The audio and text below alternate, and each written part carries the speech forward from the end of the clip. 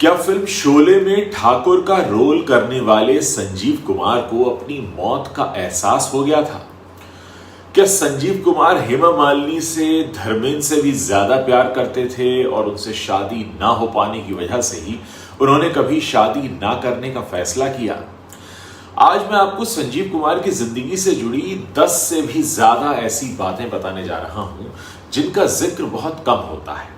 तो ध्यान से सुनिए और इस वीडियो के अंत तक हमारे साथ रहिए। मैं आपको एक अलग ही जर्नी पर लेकर चल रहा हूं। संजीव कुमार, जिनका असली नाम हरिहर जेठालाल जरीवाला था, बॉलीवुड के सबसे प्रतिभाशाली और बहुत ही बहुमुखी अभिनेताओं में से एक थे। उनकी जिंदगी और करियर बड़ा मजेदार रहा, बहुत से किस्से हैं। चलिए पहले आपको बताते हैं उनकी ठाकुर बनने की कहानी। संजीव कुमार को फिल्म शोले में ठाकुर बलदेव सिंह के किरदार के लिए जाना जाता है, लेकिन क्या आप जानते हैं कि ये रोल पहले धर्मेंद्र को ऑफर किया गया था? धर्मेंद्र ने गब्बर सिंह का रोल भी करना चाहा था, लेकिन निर्देशक रमेश सिप्पी ने संजीव कुमार को ठाकुर के लिए चुना। संजीव ने इस किरदार को इतनी गहराई दी कि उनके बिना हथियारों वाले ठाकुर की कल्पना करना मुश्किल है। शूटिंग के दौरान संजीव अक्सर सेट पर मजाक में कहते थे, मेरे पास हथियार नहीं है लेकिन एक्टिंग का दम है। अपने दोस्तों के साथ बड़े मजेदार थे वो। संजीव कुमार अपने दोस्तों के बीच बड़े हंसमुख मजाकिया थे। गुलजार और शत्रुघ्न सिन्हा के साथ उनकी दोस्ती बड़ी गहरी थी। एक बार गुलजार साहब ने बताया कि संजीव कुमार की शूटिंग के बाद देर रात तक दोस्तों के साथ वो गपशप करते रहे, पुरानी फिल्मों की नकल उतार कर मिमिक्री किया करते थे और बड़े अच्छे मिमिक्री आर्टिस्ट भी थे। संजीव कुमार खाने के बड़े शौकीन थे। संजीव कुमार को खाने का बड़ा शौक रहा, खासकर गुजराती पारसी जो डिशेस होती थी बहुत खाते थे। सेट पर अक्सर अपने घर से बना खाना लाते थे, पूरी यूनिट के साथ बैठकर बांट कर खाते थे। एक बार आंधी की शूटिंग के दौरान उन्होंने पूरी क्रू को अपने घर का मशहूर धनसाक बना के खिलाया और उनके इस शौक की वजह से सेट पर माहौल बड़ा खुशनुमा रहता था। खाने की बात हो तो संजीव कुमार का जिक्र जरूर होता था। उनकी लव लाइफ का भी एक बड़ा मजेदार किस्सा है। कहा जाता है कि नूतन से उन्हें प्यार हो गया था, लेकिन ये रिश्ता परवान चढ़ा नहीं। एक बार मजाक में संजीव कुमार ने एक इंटरव्यू में कहा, मेरी जिंदगी की स्क्रिप्ट में लव स्टोरी अधूरी रह गई है, लेकिन ऑन स्क्रीन में हर बार हिट रहता हूँ। अपनी जिंदगी से जुड़ी बातों को बड़े मजाक में सुनाया करते थे। और आमिर खान को हम मिस्टर परफेक्शनिस्ट कहते हैं। असल में परफेक्शनिस्ट जो है संजीव कुमार को कहा जा सकता है। फिल्म पति पत्नी और वो जो 1978 में आई थी, उसके एक सीन के लिए उन्होंने इतनी बार रीटेक दिए क्योंकि उन्हें लग रहा था कि उनका डायलॉग डिलीवरी सही नहीं हो रही है। और उस वक्त डायरेक्टर B.R. चोपड़ा ने हंसते हुए कहा था कि संजीव तुम इतना परफेक्ट करोगे तो हमारी फिल्म कभी रिलीज ही नहीं होगी। एक बार उन्होंने 9 रोल किए थे, 9 बार में एक ही रोल। संजीव कुमार ने फिल्म नया दिन नई रात 1974 में आई थी। 9 अलग अलग किरदार निभाए, जो अपने आप में एक रिकॉर्ड था। इस दौरान वो हर किरदार के लिए अलग मेकअप, अलग गेटअप लेकर सेट पर आते थे। एक बार मेकअप मैन ने मजाक में कहा, संजीव भाई आप 9 लोग बनकर आए हो, लेकिन मुझे तो एक ही सैलरी मिल रही है। तो संजीव कुमार ने हंसते हुए बोला, तो मैं भी तो एक ही बार मेहनताना लूंगा। अपनी मौत की भी भविष्यवाणी उन्होंने की थी। एक दुखद लेकिन दिलचस्प किस्सा है कि संजीव कुमार को अपनी छोटी उम्र में मृत्यु हो जाएगी ऐसी भविष्यवाणी मिल गई थी। एक ज्योतिष ने कह दिया था। कहा जाता है कि उन्हें बताया गया था कि वो 50 साल से पहले ये दुनिया छोड़ देंगे। संजीव कुमार इस बात को हल्के में लिया करते थे और मजाक में कहते थे, अगर ज्योतिषी सही है तो मैं जल्दी जल्दी और अच्छी फिल्में करना चाहता हूँ। दुखद मामला ये रहा कि 47 साल की उम्र में 1985 में दिल का दौरा पड़ने से उनका निधन हुआ। संजीव कुमार की जिंदगी के कई पहलू ऐसे हैं जो आज भी अछूते हैं। खासकर एक बात मैं आपको बता दूं, क्योंकि ज्योतिष में बड़ी रुचि थी। संजीव कुमार को खुद ज्योतिष में काफ़ी इंटरेस्ट रहता था और अक्सर वो अपने सेट पर क्या करते थे कि उनके जो सह कलाकार होते थे उनका हाथ देखना शुरू कर देते थे और बड़े मजाकिया अंदाज में वो भविष्यवाणियाँ भी करते थे। लेकिन एक अजीब बात ये थी कि वो खुद अपनी हथेली देखने से बचते थे। एक बार एक दोस्त ने पूछा तो उन्होंने हंसकर कहा कि मेरी हथेली में तो बस डायलॉग्स की लकीरें हैं, बाकी सब डायरेक्टर तय करता है। तो ज्योतिष में रुचि थी, लेकिन खुद के हाथ को देखने से वो डरा करते थे। एक बार उन्होंने नकली मौत का भी मजाक किया था। संजीव उनकी बड़ा मस्तीखोरी रहती थी। एक बार 1970s की बात है, एक शूटिंग के दौरान उन्होंने सेट पर मौत का नाटक खेला। ज़मीन पर लेट गए, सांस रोककर मरे हुए व्यक्ति का अभिनय करने लगे। पूरी यूनिट घबरा गई और जब डायरेक्टर ने गुस्से में उन्हें उठाने की कोशिश की तो संजीव कुमार हंसते हुए उठकर खड़े हुए। बाद में उन्होंने कहा कि मैं तो बस अपनी मृत्यु के सीन की रिहर्सल कर रहा था। इनकी अजीब सी मस्ती थी जो बाद में उनकी जब असामयिक मृत्यु हुई तो उसको देखकर लोगों को बहुत रोना आ गया था। अजीब संयोग था उनका। संजीव कुमार की फैमिली में हमेशा लोगों को हार्ट डिजीज़ रही और उनकी मृत्यु भी 47 साल की उम्र में दिल का दौरा पड़ने से ही हुई। लेकिन एक अनसुना और अजीब पहलू यह है कि संजीव कुमार ने कई फिल्मों में ऐसे किरदार निभाए जिनकी कहानी में दिल की बीमारी या मौत का जिक्र होता था। 1975 में उनका जो आंधी का किरदार था उसे दिल का दौरा आता है। ऐसे कई सारे किरदार उन्होंने निभाए और वो हमेशा कहते थे कि शायद मेरी मौत भी इस तरह से होगी। नाम बदलने का उनका फैसला भी बड़ा अजीब था क्योंकि संजीव कुमार का जो असली नाम था वो हरिहर जेठालाल जरीवाला था। जब उन्होंने फिल्मों में आने का फैसला किया तो उन्होंने अपना नाम बदलकर संजीव कुमार रखा क्योंकि उन्हें लगता था कि उनका असली नाम बहुत लंबा है और फिल्मी नहीं है। लेकिन एक बार एक इंटरव्यू में उन्होंने मजाक में कहा था कि मैंने नाम तो बदल लिया पर मेरी किस्मत का नाम अभी भी जरीवाला है जो हर बार लंबी लाइन में अटक जाता है।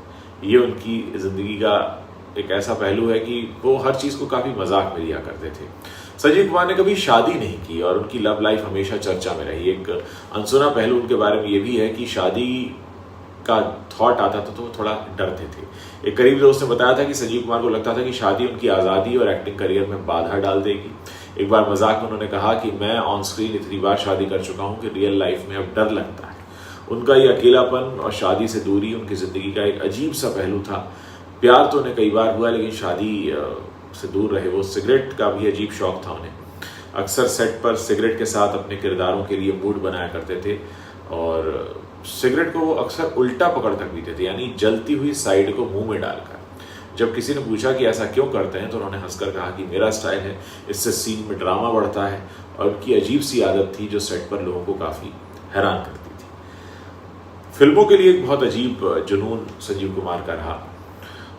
ऐसा कहते हैं कि वो एक ही दिन में कई सारे फिल्में देख लेते थे। एक बार मुंबई में एक थिएटर में लगातार 3 अलग अलग फिल्में उन्होंने देखी और बाहर निकलकर अपने दोस्तों से कहा कि आज मैंने 3 जिंदगियां जी ली हैं। उनकी आदत, उनका जो एक्टिंग के लिए जुनून था वो इसे बताती है।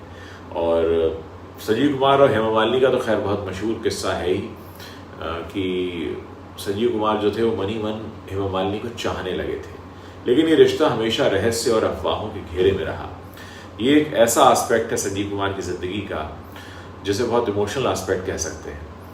देखिए, पहली मुलाकात का अगर हम जिक्र करें संजीव कुमार और हेमा मालिनी की, तो वैसे तो उन्होंने कई सारी फिल्मों में काम किया, जैसे सीता और गीता आई थी 1972 में, नया दिन नई रात 1974 में आई, त्रिशूल 1978 में आई।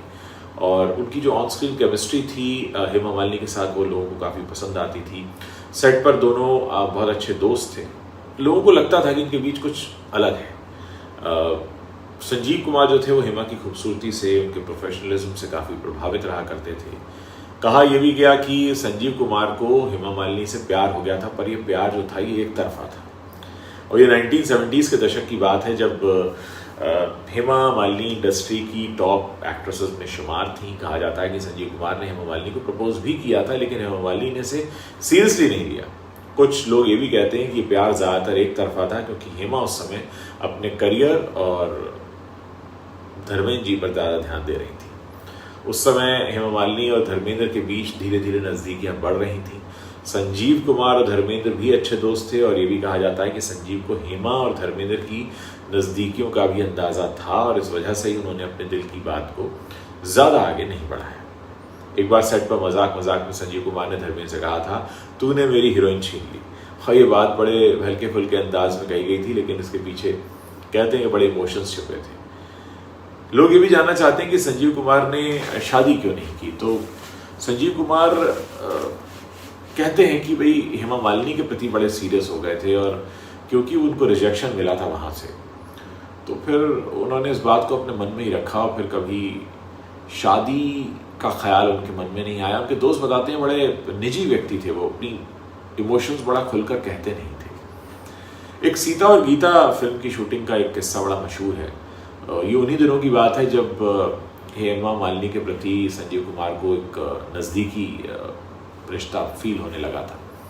एक रोमांटिक सीन फिल्माया जा रहा था और संजीव कुमार उसमें इतना डूब गए कि डायरेक्टर रमेश सिप्पी को सीन कट करने के बाद संजीव को होश में लाना पड़ा। सेट पर मौजूद लोग हंसने लगे और हेमा ने इसे हल्के में लेते हुए उस वक्त कहा था कि संजीव तुम तो असल में हीरो बन गए। ये था कि वो रोमांटिक रोल करते करते वो शायद सच में डूब गए थे। संजीव कुमार और हेमा मालिनी के बीच कोई वैसे कड़वाहट कभी नहीं रही। भले ही उनका रिश्ता जो था वो रोमांटिक रूप से आगे ना बढ़ पाया हो, लेकिन दोनों ने एक दूसरे का बहुत सम्मान किया। हेमा ने बाद में एक इंटरव्यू में संजीव कुमार के बारे में कहा भी था कि वो एक शानदार अभिनेता थे, बहुत अच्छे इंसान थे, उनके साथ काम करना हमेशा आसान और मज़ेदार होता था। ये बताता है कि उनकी दोस्ती और प्रोफेशनल रिश्ता कितना मजबूत रहा। संजीव कुमार की जिंदगी में प्यार की कमी और उनका अचानक चले जाना, 47 साल की कोई उम्र नहीं होती जाने की, वैसे तो जाने की कोई उम्र नहीं होती, लेकिन लोग कहते हैं कि हेमा मालिनी के प्रति उनके इमोशंस बहुत ज़्यादा थे और उनकी एक तरह से ज़िंदगी में एक बहुत बड़ा झटका लगा था जब उन्हें एहसास हुआ कि वो हेमा मालिनी से शादी नहीं कर पाएंगे। और उनको पता था कि हेमा मालिनी और धर्मेंद्र एक दूसरे के काफ़ी करीब जा रहे हैं। कह सकते हैं कि बॉलीवुड की सबसे ज़्यादा अनकही प्रेम कहानियों में अगर कभी जिक्र होगा तो संजीव कुमार और हेमा मालिनी का होगा। ये लोग जिस तरीके से करीब आए और जिस तरीके से दूर भी हो गए, जाहिर है लोगों ने तो यही समझा कि एक तरफा प्यार था संजीव कुमार का। संजीव कुमार की ज़िंदगी बहुत अलग रही, बहुत छोटी ज़िंदगी थी लेकिन बहुत बड़ी भी थी। बहुत जल्दी चले गए लेकिन बहुत यादगार काम करके गए। और अगर आप संजीव कुमार की ज़िंदगी से जुड़ी कोई और कहानी जानना चाहें तो मेरे वीडियो के नीचे लिखकर मुझे बता सकते हैं। हम कोशिश करेंगे कि समय समय पर हम जो बॉलीवुड के भूले बिसरे चेहरे हैं, जिन्हें लोग अब की जनरेशन जो है वो उतना नहीं जानती है, लेकिन एक वक्त था जिनके बिना हमारी फिल्मों की लाइब्रेरी पूरी नहीं होती थी, ऐसे लोगों की बातें हम निकाल कर लाते रहें। अगर ये वीडियो आपको पसंद आया है तो उसे शेयर कीजिएगा और हमें बताते रहिए कि आगे आप और किन चेहरों की कहानियाँ हमसे सुनना चाहते हैं।